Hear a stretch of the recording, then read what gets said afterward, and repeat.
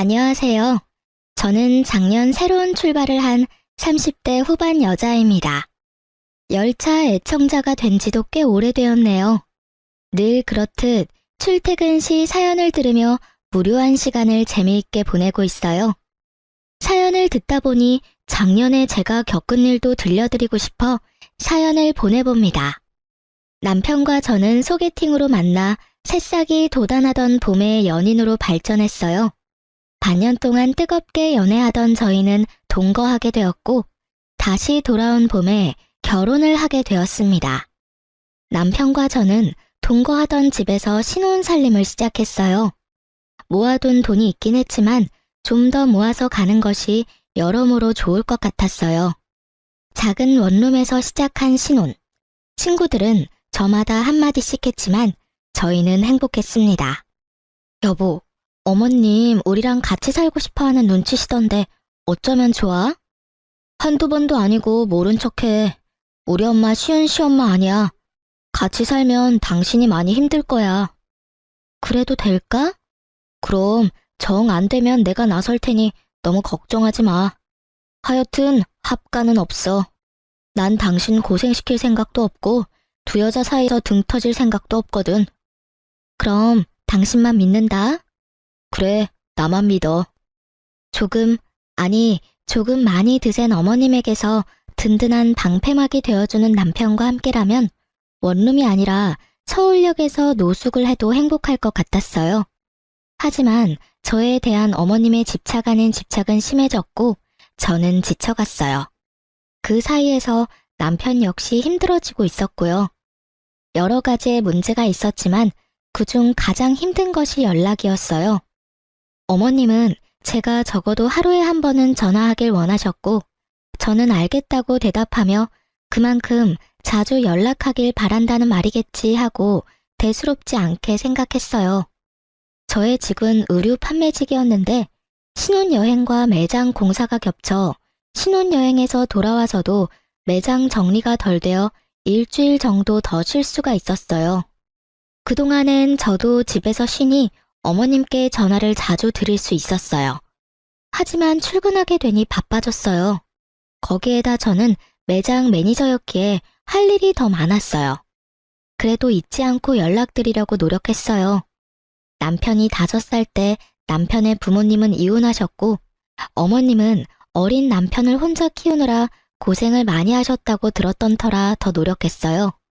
하지만 새 단장을 한 매장은 일이 넘쳐났고 저는 일에 치여 연락드리는 것을 깜빡하고야 말았어요. 다음 날 출근을 하는데 문득 어머님 생각이나 전화를 드렸더니 전화 연결이 되지 않더라고요. 전 이상했지만 출근길이었던 터라 금세 잊었어요. 그날 저녁 퇴근을 하고 돌아온 남편이 곤란하다는 듯 저에게 물어오더라고요. 여보, 혹시 어제 엄마한테 전화 못했어? 나 어제 진짜 바빴어. 당신도 알지? 요즘 우리 매장 일 진짜 많은 거. 그래서 깜빡했지 뭐야? 근데 당신 어떻게 알았어? 엄마한테 전화 왔더라고. 좀 토라진 것 같아. 남편의 말을 듣는데 왜 통화 연결음도 없이 전화가 연결되지 않았는지 알 것 같더라고요. 혹시 어머님 나 차단했어? 내가 전화 안 했다고? 남편은 멋쩍은 듯 고개를 끄덕였고 전 너무 황당하더라고요. 전화 한 번 안 했다고 며느리 전화를 차단하는 시어머님 들어는 본 적 있으신가요?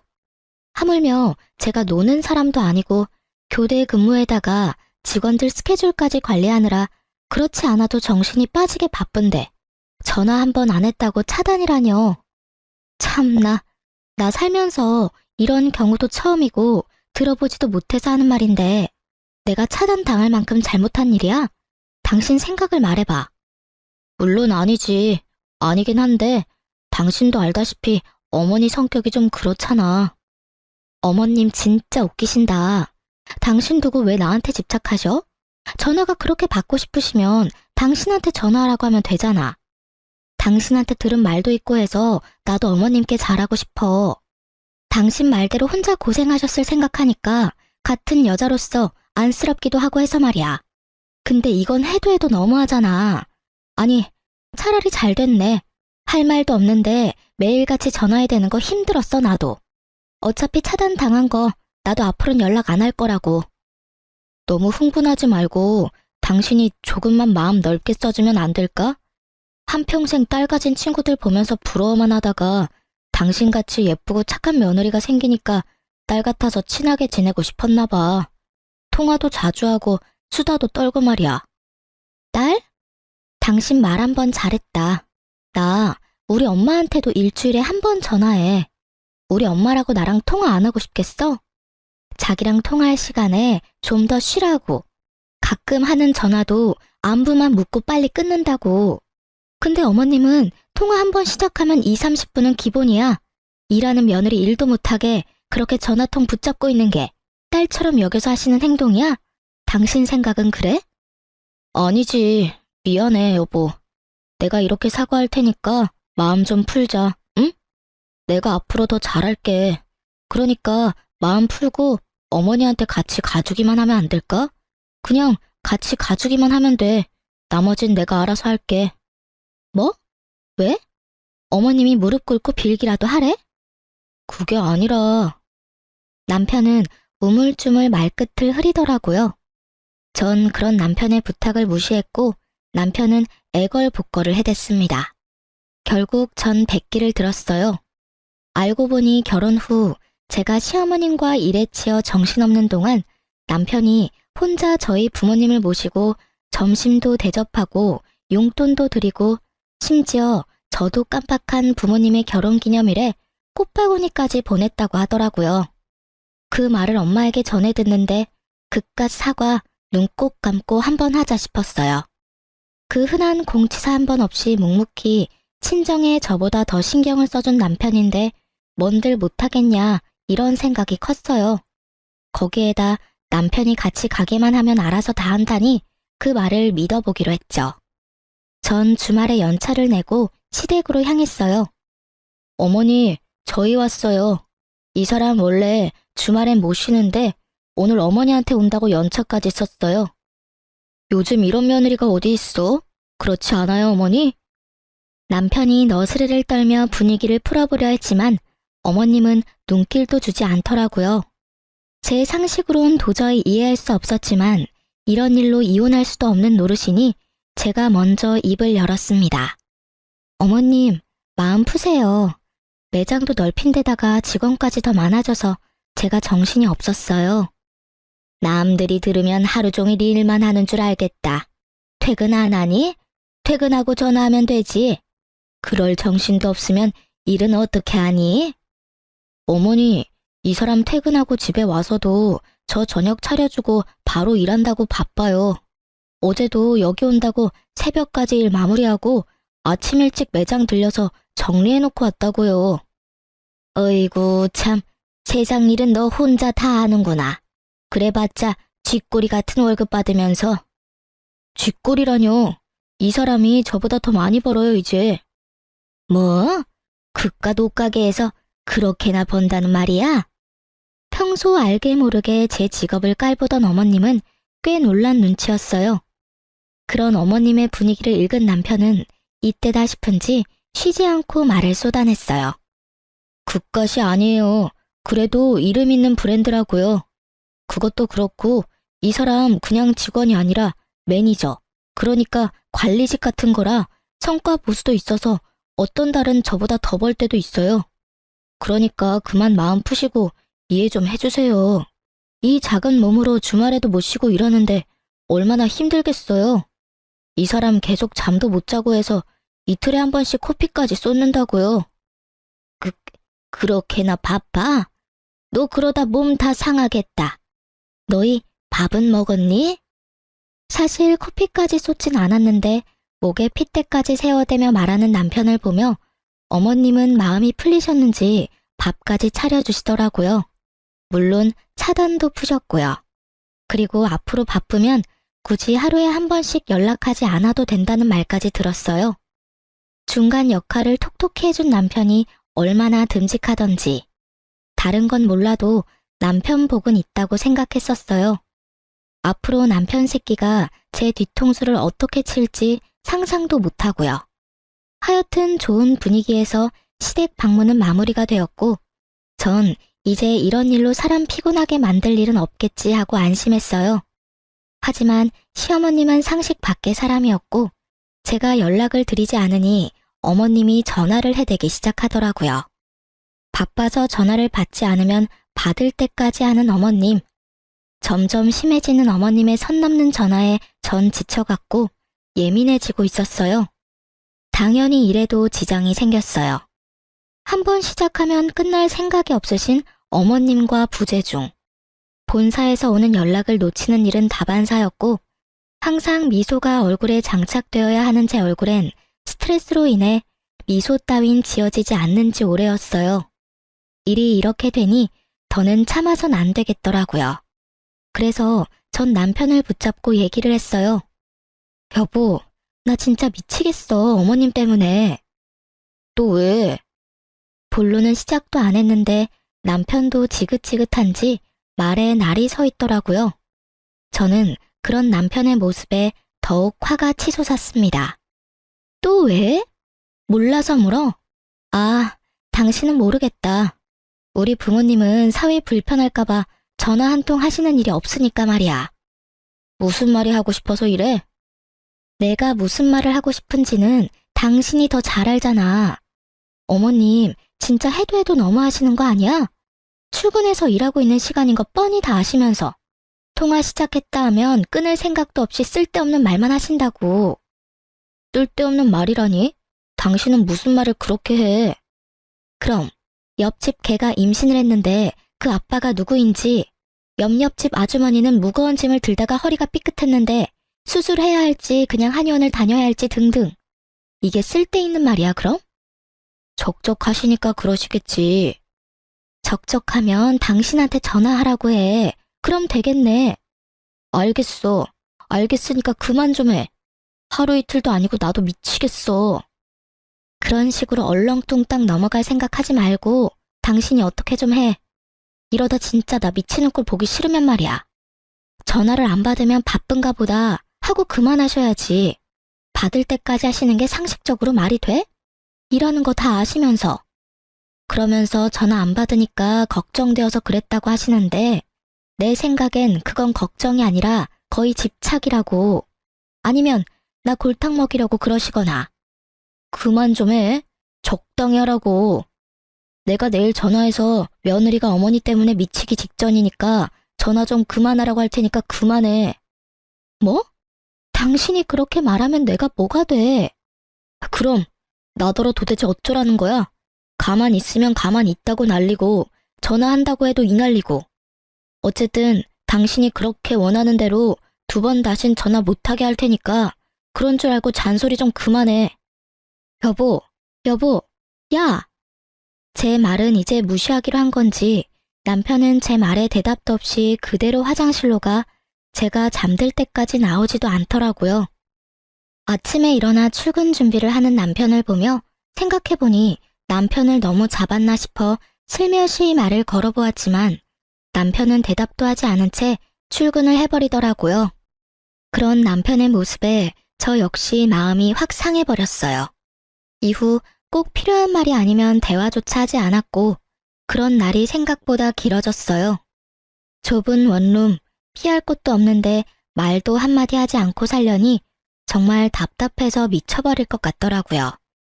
하지만 절대 제가 숙이고 들어가고 싶지 않았어요. 일전엔 남편이 워낙 저자세로 나오며 저를 이해해주려 노력했기에 좋은 게 좋은 거라고 참고 넘어갔지만 이번엔 제가 먼저 화해의 손을 내밀었는데도 불구하고 저딴 식으로 나오니 저도 화가 많이 났었거든요. 시어머님의 연락도 없으니 꼭 해야 할 말도 없었고요. 답답한 것만 빼면 조용한 그 일상이 좋았어요. 하지만 그것도 오래 가진 않았죠. 모처럼 쉬는 날이었어요. 마침 먹을 것이 뚝 떨어진 터라 장도 보고 청소도 하며 시간을 보내고 있었어요. 그때 시어머님께 전화가 오더라고요. 네, 어머님. 그래, 잘 지내고 있니? 네, 잘 지내고 있어요.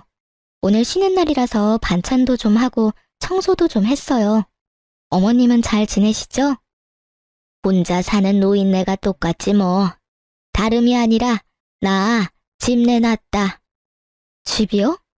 어머님 처음 장만하신 집이라고 한평생 사실 거라고 하셨잖아요. 무슨 일 있으세요? 그게 아니라 이 집 팔고 너희랑 같이 살려고. 어머님 말씀을 듣고 있는데 누가 뒤통수를 망치로 내려친 것처럼 멍하더라고요. 우리 집이 넓은 것도 아니고 원룸에 사는데 어떻게 같이 사시려는 건지. 아니, 집이 넓다 하더라도 한번 물어보시지도 않고 혼자 그런 결정을 내리는 건지 이해가 되지 않아 말이 나오지 않더라고요. 너무 당황하기도 했고요. 예, 내 말 듣고 있니? 아, 네. 듣고 있어요. 저희랑 같이 사신다고요? 그래, 시세보다 싸게 내놔서 아마 금방 팔릴 거다. 어머님, 저희 원룸 사는 거 잊으신 거 아니죠? 남편이랑 저랑 회사도 가깝고 돈 좀 더 모아서 대출 조금이라도 덜 내고 이사 가려고 아직 원룸 살고 있잖아요. 내가 치매라도 걸린 줄 아니? 뭐 그렇게 설명하고 있니? 너희 원룸 사는 거 나도 다 안다. 그런데 어떻게 같이 살아요? 저희 둘 살기도 좁은데요. 내가 그래서 집을 내놓은 거야. 집 한 돈에 너희 모아둔 돈 꽤 되지? 그거 합치면 지금 내가 사는 집보다 큰 집 살 수 있을 게야. 그럼 대출할 필요도 없고 집도 넓어지고 혼자 있는 내 걱정도 할 필요 없으니 여러모로 얼마나 좋니? 그럼 그런 줄 알고 너희도 이사할 준비나 하려무나. 볼일을 마치신 어머님은 제 대답은 필요도 없다는 듯 전화를 끊어버리셨어요. 길지도 않은 통화에 너무 충격적인 내용이 많아서 전 멍하니 휴대전화를 보며 서 있었어요. 하나 둘 머릿속 정리가 끝나고 합가해야 한다는 결론에 도달했을 때 전 남편에게 전화를 걸어 할 말이 있으니 빨리 들어오라는 말을 하고 전화를 끊었어요. 그나마 다행스러운 건 남편도 어머님을 모시고 사는 건 반대했었다는 것이었어요.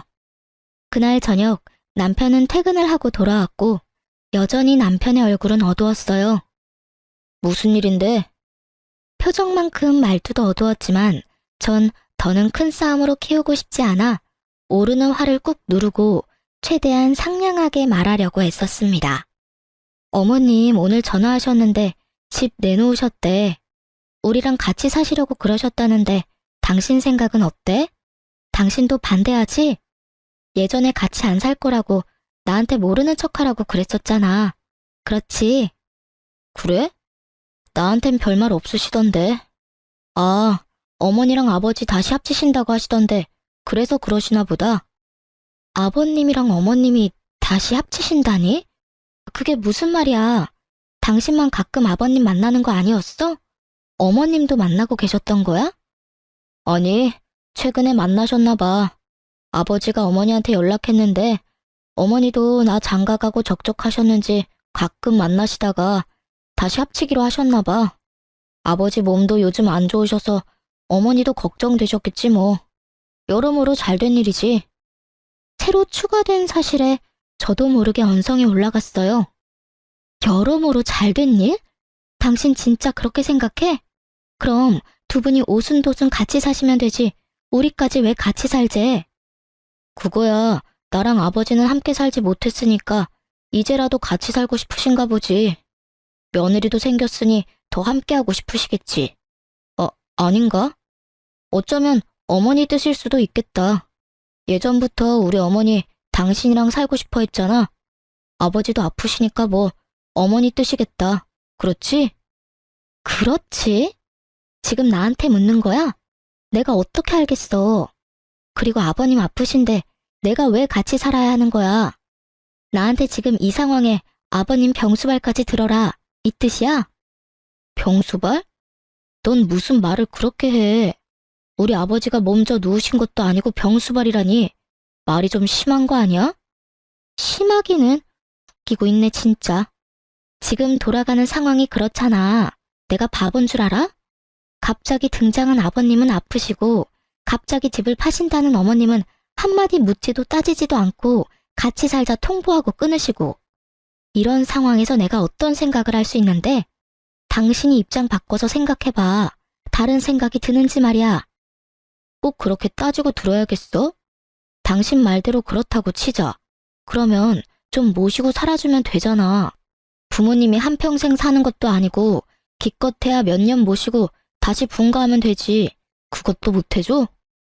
나랑 아버지 30년 가까이 떨어져 살다가 이제 다시 같이 살게 됐어. 그런 나랑 아버지가 넌 불쌍하지도 않아? 심지어 아프시다잖아. 이런 상황에 넌 안쓰러운 마음보다 병수발 들 걱정이 앞서는 거야? 너 이런 사람이었어? 왜 이렇게 이기적이야? 당신 무슨 말을 그렇게 해? 지금 이기적인 사람이 누군데? 애초에 어머님 모시지 말자고 했던 사람은 당신이었어. 잊었어? 그리고 지금 당신이 나한테 큰 소리 내면서 화낼 상황이야? 미안하다고 살살 달래줘도 모자랄 판국에 왜 당신이 나보다 더 화를 내는 거야? 당신이 사사건건 시비 걸고 넘어지는 건 생각 안 해? 시비? 이게 지금 시비라고 생각해? 아니면 뭔데 이게? 하여튼 난 부모님 모시고 살 거니까 그게 싫으면 우리 이혼해. 뭐? 우리 부모님 모시고 살 거 아니면 이혼하자고. 그런 줄 알고 잘 생각해. 난 오늘 어머니 댁 가서 잘 테니까 그런 줄 알고. 남편은 통보하고선 집을 나가버렸습니다. 아무리 요즘 둘 사이에 분위기가 좋지 않았다 하더라도 너무 변해버린 남편을 보니 충격이 크더라고요. 그리고 이런 일로 이혼이란 단어가 나올 거라고 생각도 안 해봤던 터라 충격이 더 컸어요. 생각지 못한 남편의 초강수에 고민이 되더라고요. 전 그때까지 남편을 사랑했고 이런 일로 헤어지고 싶지 않았으니까요. 하지만 일방적인 통보뿐인 합가도 하고 싶지 않았어요. 이기적이라 손가락질 받아도 싫은 건 싫었어요. 딱히 제가 이기적이라 생각되지도 않았고요. 고민으로 밤을 지새웠고 남편은 진짜 들어오지 않더군요. 전 같이 일하는 직원에게 양해를 구하고 시댁으로 향했어요. 어머님과 대화를 나눌 필요가 있다고 생각했거든요. 시댁이 골목 안에 있었던 터라 택시에서 내려 좀 걸어야 했어요. 머릿속으로 어머님과 나눌 대화를 정리하며 걷고 있는데 멀리 익숙한 사람이 보이더라고요. 설마 하는 마음으로 가까이 다가갔고 익숙해 보이던 사람은 남편이었어요. 전 황급히 차 뒤로 몸을 숨겼어요. 남편 혼자가 아니었거든요. 처음 보는 여자와 다정히 손을 잡고 시댁에서 나와 행복한 미소를 지으며 제가 숨은 차 옆으로 지나치는데 제 두 눈으로 보고도 믿고 싶지 않았어요. 저는 어느새 두 사람을 쫓고 있었고 두 사람은 다행히 멀지 않은 곳에 있는 카페로 들어가더라고요. 전 때마침 카페로 들어가는 무리에 몸을 숨겨 두 사람 모르게 가까운 곳에 자리를 잡고 앉을 수 있었어요. 그리고 들려오는 두 사람 대화는 충격, 경악 그 자체였어요. 자기야, 그럼 우리 결혼하면 어머님이랑 아버님이랑 모시고 살아야 해? 자기가 힘들더라도 한동안은 그래야 할 것 같아. 너무 걱정하지 마. 내가 자기 힘들지 않게 많이 돕고 중간 역할도 잘할게. 그리고 우리 엄마 남의 자식 귀한 줄 아는 사람이야. 잘 대해주실 거야. 아버지도 물론 잘해주실 거고. 자기도 방금 봤으니까 알 거 아니야. 저랑 아직 이혼하기로 한 것도 아닌데 벌써 시댁에 인사를 드리고 온 듯 결혼 얘기가 한창이더라고요. 당장이라도 달려가서 두 연놈을 박살을 내고 싶었지만 꾹 참고 두 사람 대화를 더 들어봤어요. 하긴 두 분 다 좋으시더라. 다정하게 잘 대해주시고. 그럼 한 1년만 모시고 나오자. 알겠지? 그럼.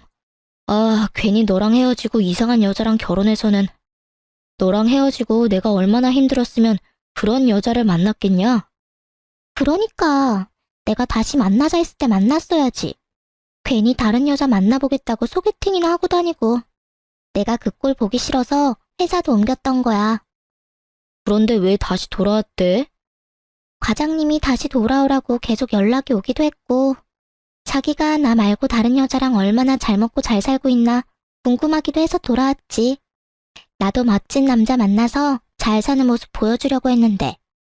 그러는 여자가 회식 때 그렇게 노골적으로 모텔 가자고 꼬셨어? 그래서 싫었어? 싫긴. 자기가 그러지 않았으면 내가 꼬셨을 건데? 서로 얼마나 좋아 죽는지 남편 새끼와 상간녀는 찰싹 붙어서 떨어지질 않더라고요. 주변 눈치도 안 보고 대놓고 하는 애정 행각에 지나가는 사람들의 수군거리는 소리가 끊이질 않았죠. 결국 두 사람에게 카페 직원이 가서 한 소리를 하고 나서야 멈춘 듯 했어요. 저기 손님, 여기서 이러시면 안 됩니다. 다른 손님들이 불편하다고 하세요. 네? 네. 아이, 쪽팔려. 그러게, 그만하라고 했잖아. 멈출 수 없는 걸 어쩌겠어. 으이그. 그래서 이혼은 언제 할 수 있는 거야? 그 여자가 순순히 해줄까? 해줄 거야. 독한 년이라 절대 부모님 모신다고 할 리 없다고. 어제도 얼마나 따지고 드는지. 내가 왜 그딴 년이랑 결혼했나 모르겠어. 으이그, 앞으로 나한테 잘해. 알겠어? 나 같은 여자가 또 있는 줄 알아? 알겠어. 두말하면 잔소리지. 그래요. 두 사람은 남편이라는 새끼가 절 만나기 전 헤어졌다가 상간녀가 회사로 돌아오면서 만나기 시작했더라고요. 어느 날부터 회사 회식이 잦더니 다 이유가 있었더라고요. 갑자기 태도를 바꿔 이혼하자고 소리치던 이유도요. 불륜이 부끄럽지도 않은지 큰 소리로 잘도 짓거려준 덕분에 힘들이지 않고 상황 파악은 되었지만 앞으로 어떻게 해야 할지, 어떻게 하면 이 난관을 헤쳐나갈 수 있을지 아무 생각도 나지 않았어요. 이 채널에 올라온 다른 사람들의 사연을 들으며 다들 왜 저렇게 사냐고, 나 같으면 저렇게 안 산다고 했던 과거 저의 모습이 떠오르며 반성하게 되더라고요. 그러면서도 전 애청자답게 그간 들어왔던 통쾌했던 복수를 떠올리며 저의 복수를 계획했어요. 이래봬도 제가 열차 애청자인데 그냥 순순히 이혼해줄 수는 없었으니까요. 그날 밤 집으로 돌아온 남편 새끼에게 말했어요. 이혼하자. 정말? 나랑 이혼할 수 있겠어? 그깟 이혼하면 되지. 뭐 큰일이라고. 그리고 당신이 이혼하자고 해놓고 왜 그렇게 놀라? 왜? 하기 싫어? 아니, 난 당신이 이렇게 쉽게 이혼한다고 할 줄 몰랐지. 누가 그래? 쉬웠다고. 나도 쉽지 않았어. 하지만 어쩌겠어? 난 합가할 생각이 없고 당신은 죽어도 합가를 하겠다는데. 남들이 들으면 그깟 문제로 무슨 이혼까지 한다고 할 수도 있지만 우리한텐 그깟 문제가 아니니까 어쩔 수 없지. 그래. 그러면 법원은 언제 가지? 서류 여기. 내가 다 적어뒀으니까 당신은 도장만 찍으면 돼. 오늘은 여기서 자고 내일 일찍 법원 가자. 당신이 침대에서 자. 난 일이 바빠서 오늘도 밤새야 할 것 같아. 알겠어. 아, 그리고 이거 기억하지? 남편은 제 손에 들린 종이 한 장을 보더니 얼굴이 새파랗게 변하더군요. 이거 그냥 장난 같은 거였잖아. 장난? 넌 5천만 원이 장난이야? 남편은 저와 결혼한 지 얼마 되지 않았을 때 비트코인으로 돈을 날렸고 제가 그걸 메꿔준 적이 있었어요. 그땐 장난처럼 썼던 각서 한 장이 이렇게 쓰일지 몰랐지만 결과적으론 천만다행이지 뭐예요. 여기 이런 내용이 있어. 만약 우리가 이혼하게 될 시 을은 갑에게 빌렸던 5천만 원을 일시불로 상환하고 이자 역시 일시불로 상환한다. 이자는 이금융 최고 이자로 계산하고 기간은 빌려준 시점부터 돈을 완납하는 시점까지로 한다. 그러니까 잘 계산해서 통장으로 입금해. 내일까지 입금 안 되면 고소할 테니까 그렇게 알고. 그러면 먼저 자. 난 씻고 일할 테니까. 전 혹시나 개거품 물고 달려들 수도 있는 남편을 피해 화장실로 대피했고 밖에서 어떤 소리가 들려와도 절대 나가지 않았어요. 몇 시간이나 흘렀을까요? 어떤 인기척도 들리지 않아 나가보았더니 속편히 자고 있더라고요. 그런 남편 새끼의 휴대전화를 뒤져보았어요. 그 멍청한 놈은 그 흔한 패턴도 해놓지 않았고 상간녀와 나눈 대화도 지우지 않았더라고요. 심지어 사진까지 있었어요. 그 멍청함이 얼마나 고맙던지. 전 외도 증거들을 손쉽게 손에 넣었고 다음날 아침 이혼할 생각에 들뜬 남편에게 또 한 방 먹일 수 있었어요. 이제 갈까? 근데 당신 대출은 얼마까지 돼? 내 대출은 갑자기 왜? 당신이 나한테 위자료 줘야 할 텐데 빌린 돈도 있고 하니까 아무래도 대출 한도에 간당간당할 것 같아서 그러지. 내가 당신한테 위자료는 왜 줘? 당신 바람 피운 거 나 다 알고 있어. 증거도 다 있으니까 발뺌할 생각 같은 거 하지 말고. 난 택시 타고 법원 갈 테니까 당신은 차 끌고 오든가 알아서 해. 오면서 대출도 좀 알아보고. 그럼 이따가 봐. 야, 잠시만. 내가 그럴 돈이 어딨어. 그래도 양심은 있네. 바람 피운 건 부정 안 하는 거 보니까. 아, 맞다. 그리고 나 상간녀 소송도 할 거니까 그년한테도 좀 전해줘. 돈 준비하라고. 알겠지? 그럼 나 먼저 간다. 제 뒤통수에 대고 욕을 어찌나 하는지. 그 욕을 다 들으면서 집에서 나오는데 화는커녕 웃음이 터져 나왔어요. 어찌나 통쾌하던지. 여기서 복수가 끝이냐고요? 그럴 리가요. 제가 여기 애청자인데 이깟 위자료 좀 뜯어냈다고 통쾌하겠으며 복수가 될까요? 제 복수는 이제부터 시작이었어요.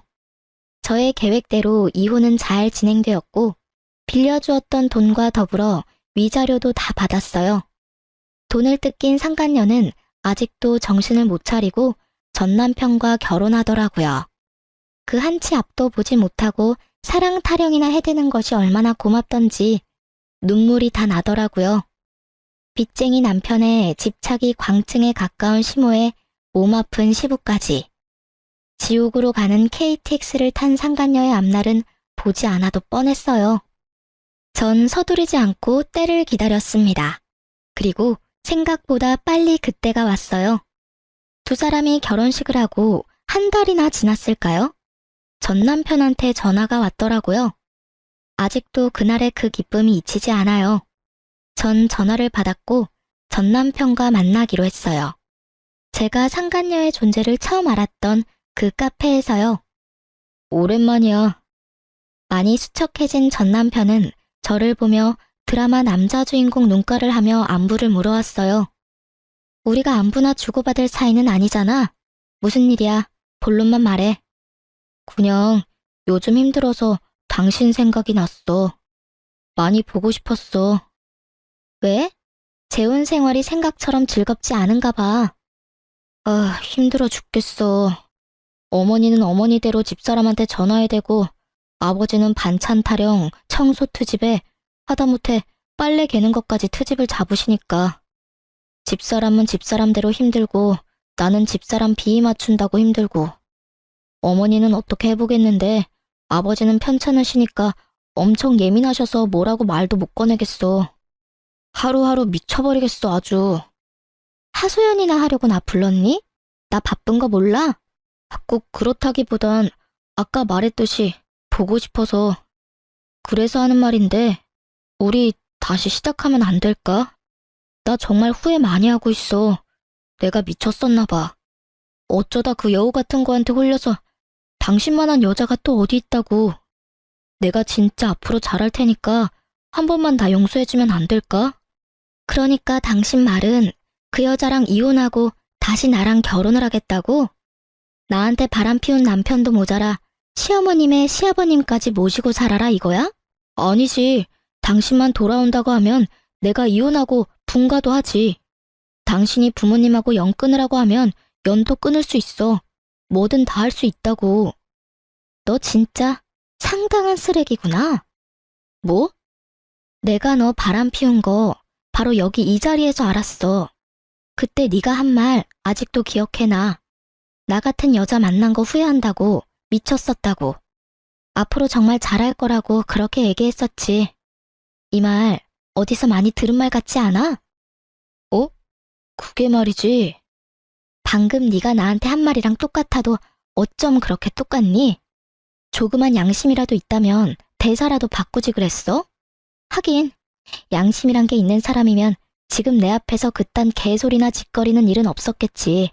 아니, 애초에 바람 같은 걸 피지도 않았겠지. 뭐? 개소리? 너 말 다 했냐? 난 말 다 했는데 넌 덜 했냐? 설사 그렇다고 한들 난 더 듣고 싶지 않으니까 먼저 일어나 볼게. 그리고 이런 일로 다시는 연락하지 마. 너 목소리 듣는 것도 역겨워. 알겠어? 전 분노로 곧 죽을 듯한 전 남편을 뒤로 한 채 카페를 나왔어요. 야, 네 전 남편 곧 죽겠던데? 몰골이 저승사자랑 하이파이브하고도 남을 것 같았어. 자기 무덤 자기가 팠지 뭐. 사진은? 잘 찍었어? 당연하지. 너한테 보냈어. 확인해봐. 친구가 보내온 사진엔 제법 다정하게 마주 앉은 전 남편과 제가 있더라고요. 네, 그렇습니다.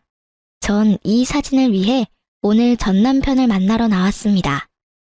친구에게 받은 사진을 전 상간녀에게 보내버렸고 사이가 심하게 나빠졌는지 전 남편이 제가 전화를 받지 않으니 정성스럽게 음성을 남겼더라고요. 야, 이 미친년아. 그딴 사진을 보내? 너 제정신이야? 니년 때문에 내가 얼마나 들들 볶인 줄이나 알아? 몇 날 며칠을 싸우고 있다고. 한 번만 더 이딴 짓 했다간 가만 안 둘 테니까 그런 줄 알아? 더럽기가 걸레보다도 더한 전 남편의 입담을 들으며 전 그저 웃었어요.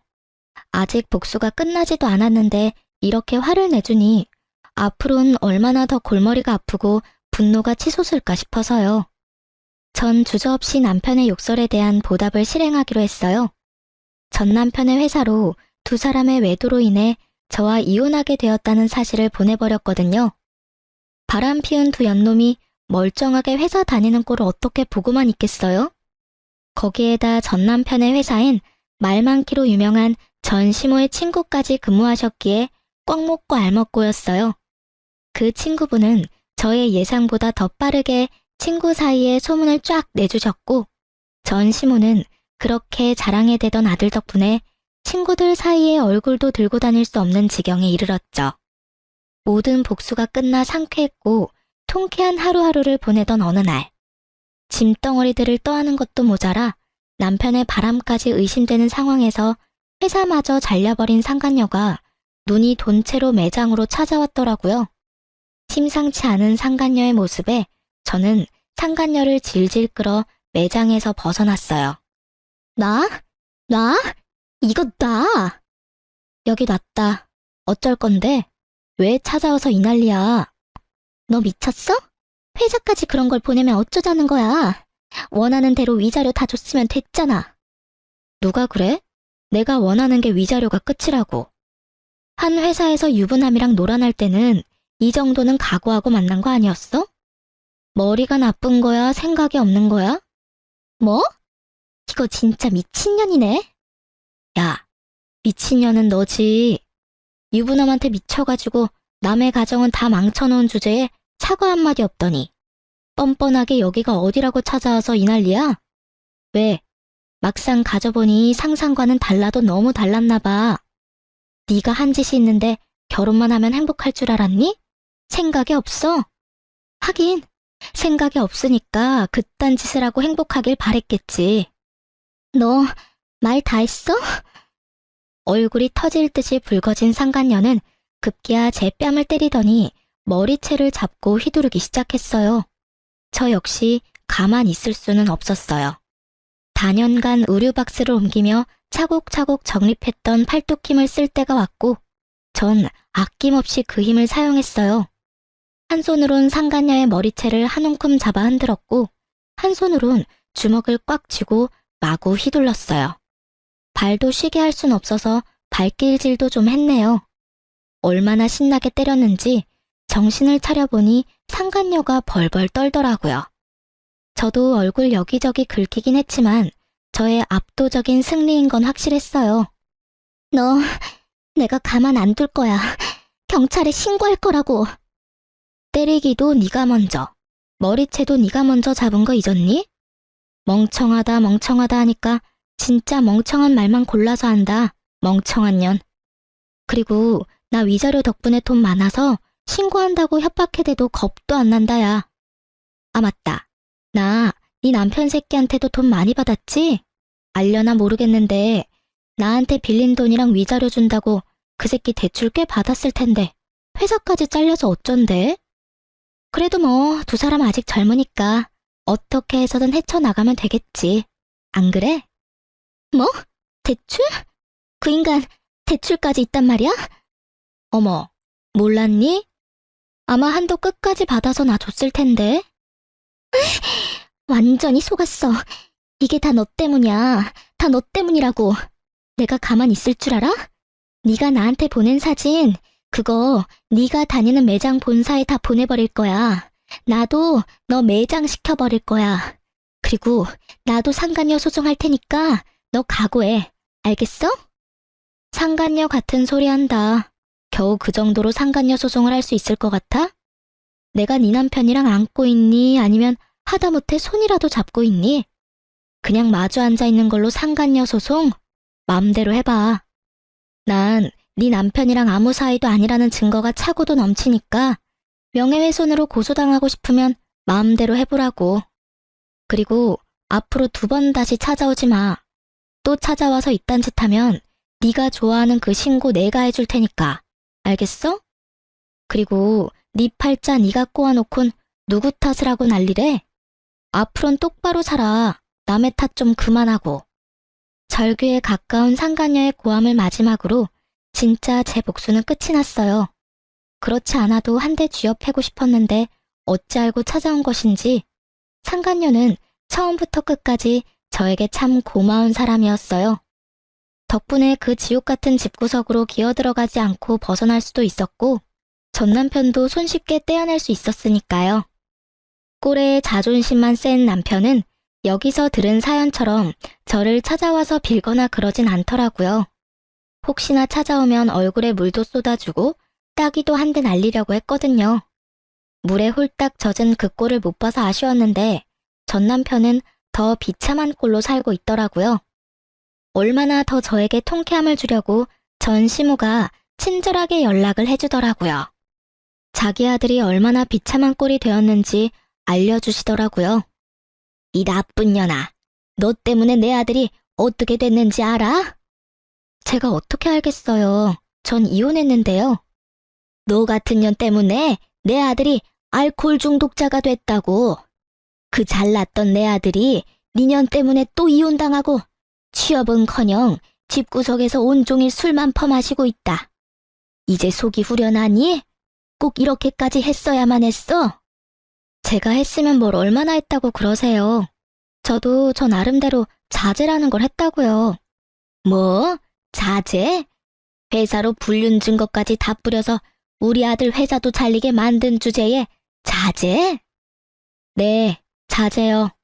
아줌마 아들이 미쳐버렸는지 저한테 입에 담지도 못할 쌍욕을 음성 사서함에 남겨뒀더라고요.